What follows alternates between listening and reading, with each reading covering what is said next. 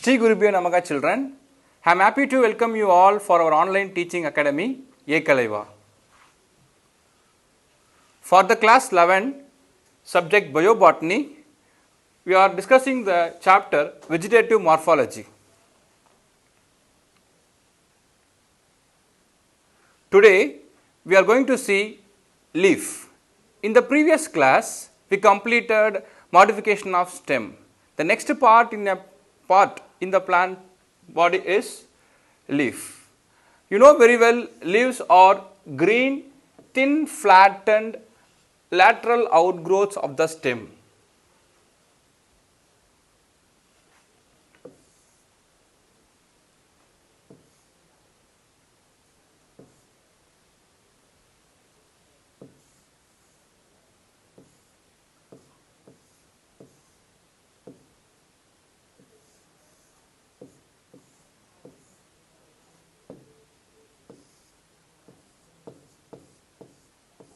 Think that it is a plant.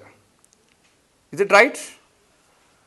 This part is said to be root. It is below the ground level. Above the ground, it is said to be the stem.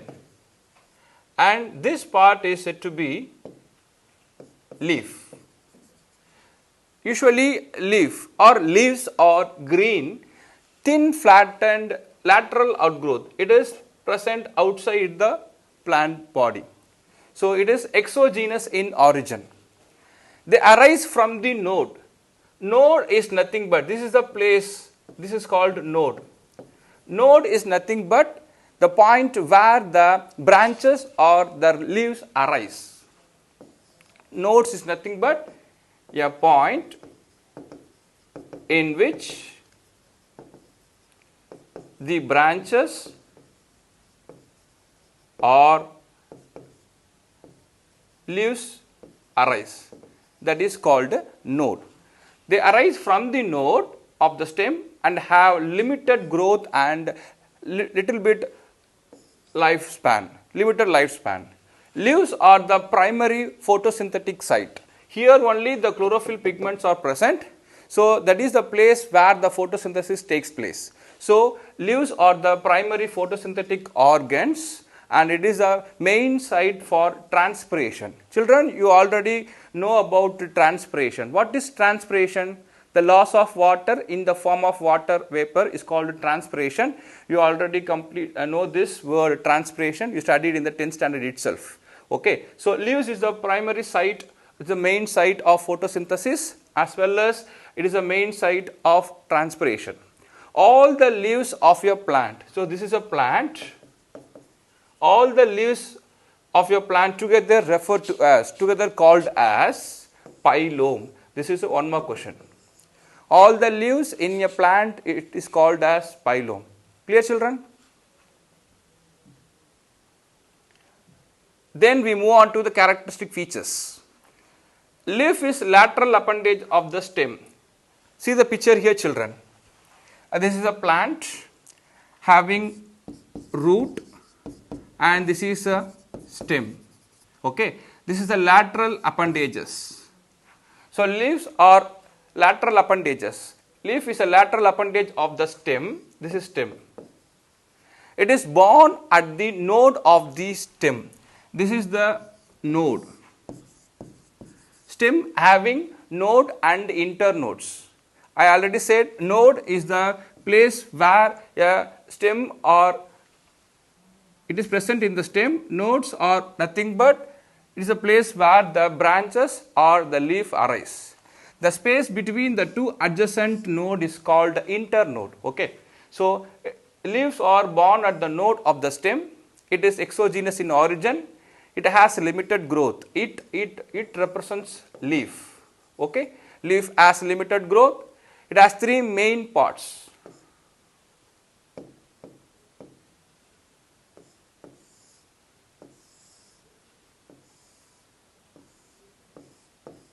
See, three main parts. First one is leaf base. This is the leaf base. And another one is petiole. This part is called petiole.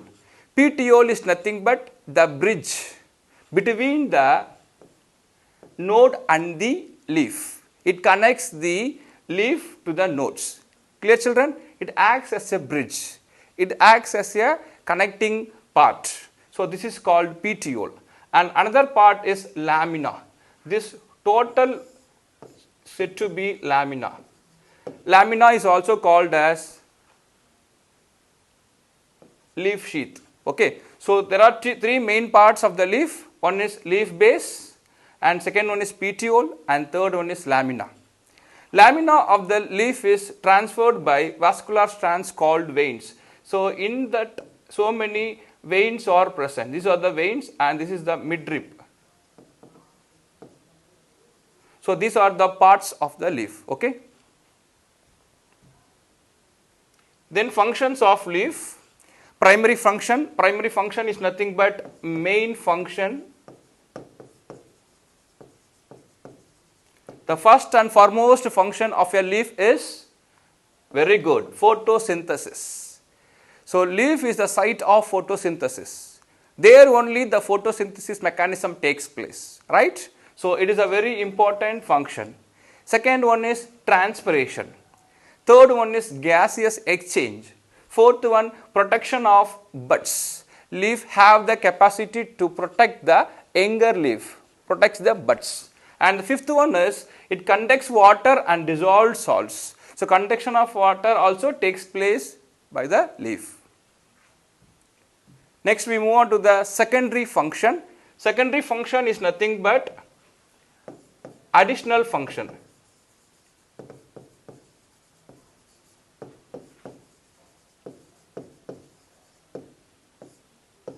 Clear? Secondary function is nothing but additional function.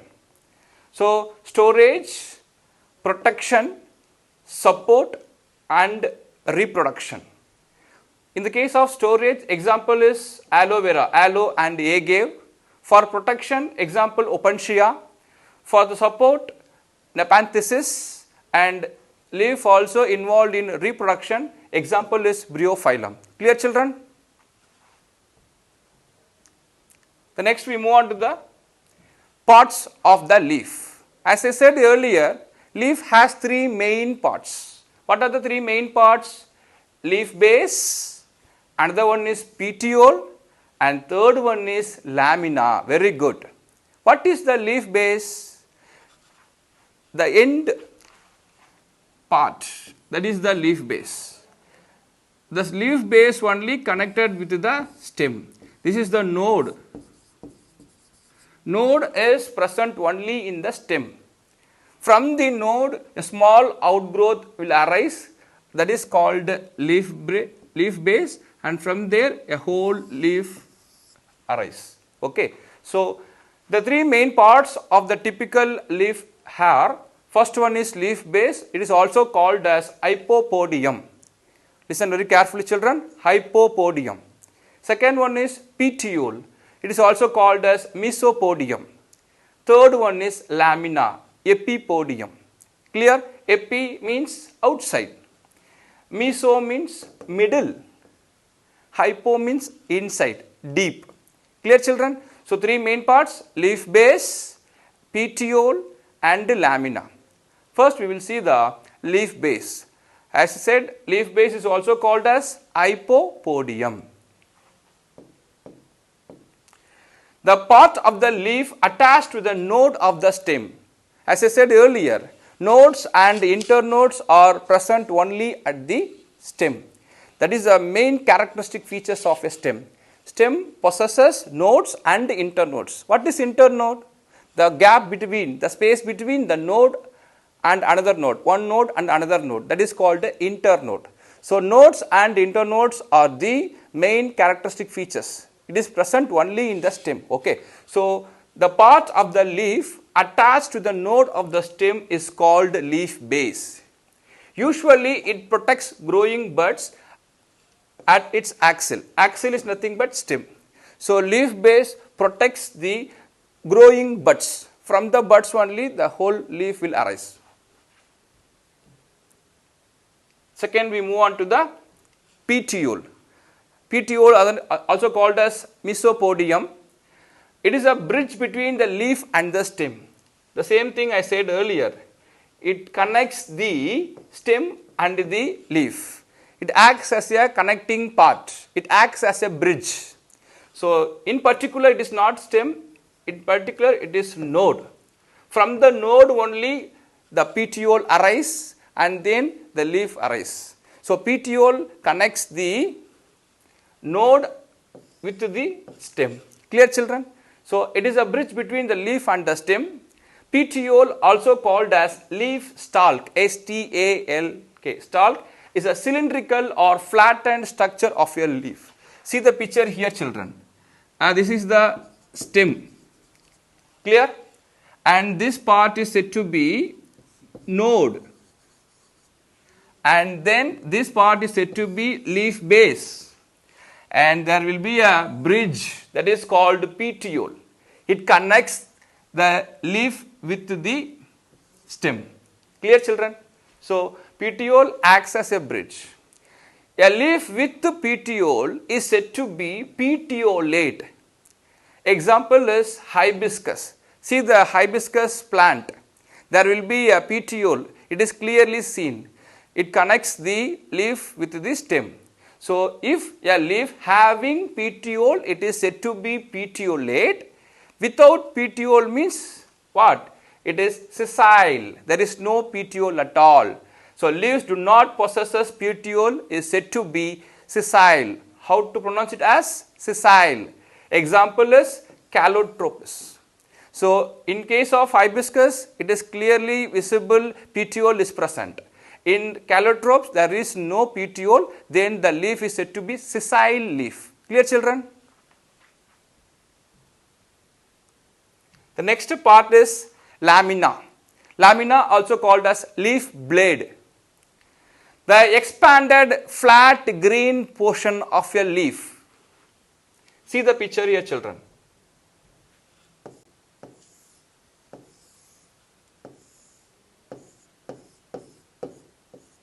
So, the expanded flat green portion, green part from here to here, this is said to be lamina. Expanded green portion of the leaf is called leaf blade or lamina. It is a site of photosynthesis. Here only the chlorophyll pigments are present. Okay. So, the leaf undergo photosynthesis. What is photosynthesis?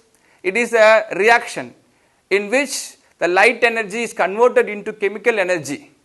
Okay. So, you already know about photosynthesis. I do not want to explain about the photosynthesis, right. So, it is a site of photosynthesis and also the gaseous exchange, transpiration, loss of water, everything takes place in the lamina, that is leaf blade. And most of the metabolic reactions of the plant takes place only in the lamina. The lamina is transferred by midrib. Here this is the central portion that is called midrib, from which a numerous small veins arise. So, a lateral veins and very small veinlets arise. Clear, children?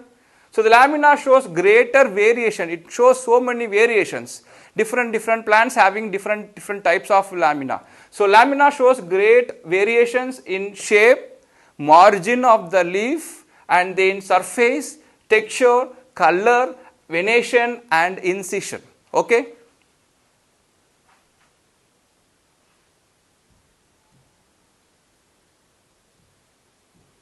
In most of the dicotyledon dicot plant, the leaf bears one or more lateral appendages is called stipules. See the picture here, children. This is a leaf. The leaf is attached with a stem. Listen very carefully. In dicot plant, there will be a lateral appendages arise at the base of the leaf, that is called stipules. Can you get my point, children?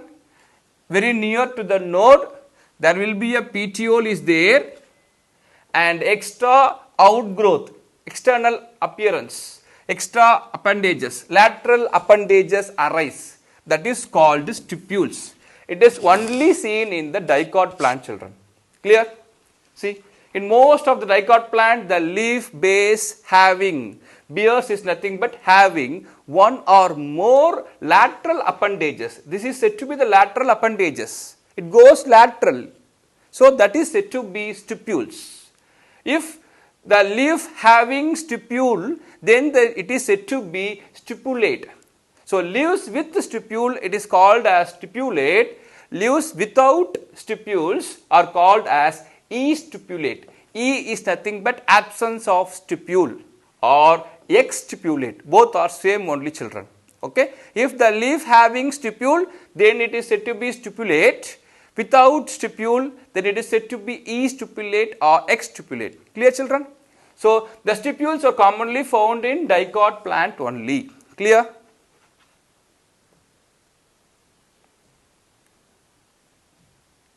In grass, in some grasses, grass is an example for a monocot plant, right? So in grasses, an additional outgrowth is present between the leaf base and the lamina.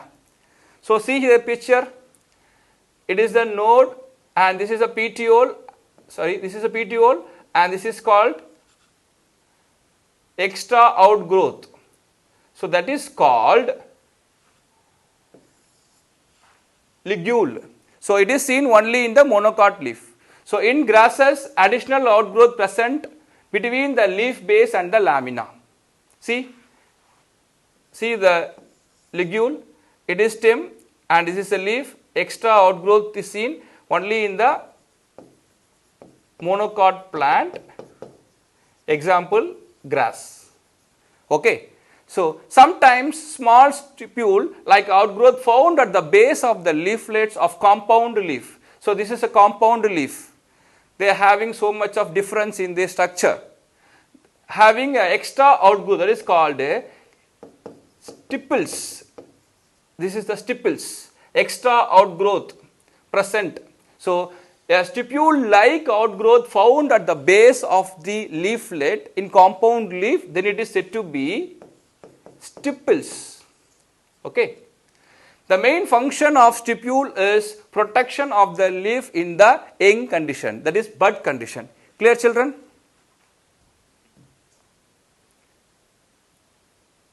Next we move on to the venation. What is venation, children? Have you heard the word venation?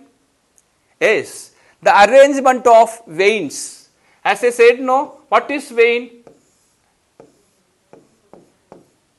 This is called vein, right? So the arrangement of vein and veinlets on the leaf blade or lamina is said to be venation. It is a very important question, children. Internally, the vein contains vascular tissues. Vascular tissue is nothing but what? Xylem, phloem. Yes. So internally the veins having the vascular tissues. Conventionally, venation is classified into two types, children. One is reticulate venation and another one is parallel venation. The name itself you can easily understand the concept, reticulate and parallel. Parallel is nothing but the veins are parallel. Okay. So reticulate means some having a one main rib and it diverges into different angle. Okay, that is said to be the reticulate venation. First we will see the reticulate venation, children. In this type of venation, leaf contain a prominent midrib. See the picture here, children. Here there will be a prominent midrib. This is a midrib from which several secondary veins are arise that branches like a network. That type of venation is said to be reticulate venation. I am repeating once again. So there will be a prominent midrib and from the prominent midrib the veins arise. Okay, it forms a network. That type of arrangement of the veins is said to be the reticulate venation. This type of venation is common in dicot leaves Okay, so this reticulate venation is of two types. One is pinnately reticulate venation and another one is palmately reticulate venation. The name itself you can easily understand, pinnately, palmately. Palm means this is the palm, right? See how it diverges. My fingers are diverging from here, that is palm. Pinnately means, see here, pinnately reticulate venation. This type of venation is having only one main midrib and which many lateral branches arise. This is called vein and form a network. Example, it is seen in Magnifera indica. Magnifera indica is nothing but mango tree, mango leaf, and then Ficus religiosa. Okay. This is banyan tree leaf. Then we move on to palmately reticulate. See the picture here. See, like this only the leaf is there, palm. There will be a main midrib and extra ribs arise like this.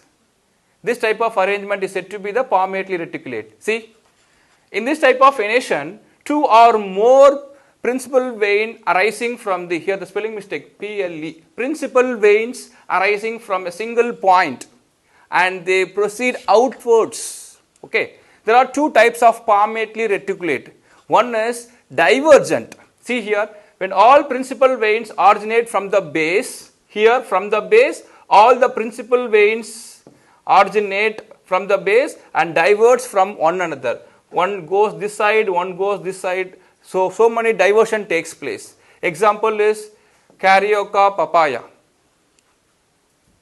Next we move on to the convergent. When the vein converges to the apex. See here, the veins converge to the apex from the leaf as in Indian plum. The next one is parallel venation.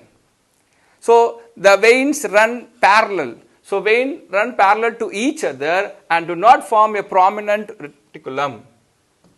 It is a characteristic features of monocot. So palmately venation is seen only in the monocot leaf. Very important, one more question. And it is classified into two types. One is pinnately parallel and another one is palmately parallel. What is pinnately parallel? When there is a prominent midrib and in the center from which arise many veins perpendicularly, very important, perpendicularly, and it run parallel to each other. Example is Musa, banana leaf. Banana leaf is a good example for pinnately parallel venation, right? The next one is palmately parallel venation. In this type, several veins arise from the tip of the petiole and they run parallel to each other and unite at the apex. So divergent type, two types is there. One is divergent and another one is convergent. In divergent, the veins originate from the base and diverge towards the margin. The margin of the leaf as in fan palm. Example canna. In convergent type, all principal veins, principal veins run parallel to each other from the base. Everything run parallel from the base to the lamina and join together at the apex as seen in the bamboo tree. Okay. See the picture here. See, this is the types of parallel venation. A1 is pinnately parallel.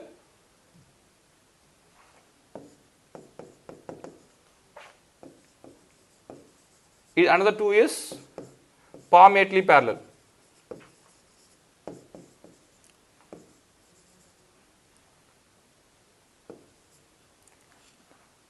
Is it clear, children? Thank you, children. To receive our online lessons, please press subscribe button and you will receive the latest updates. Thank you.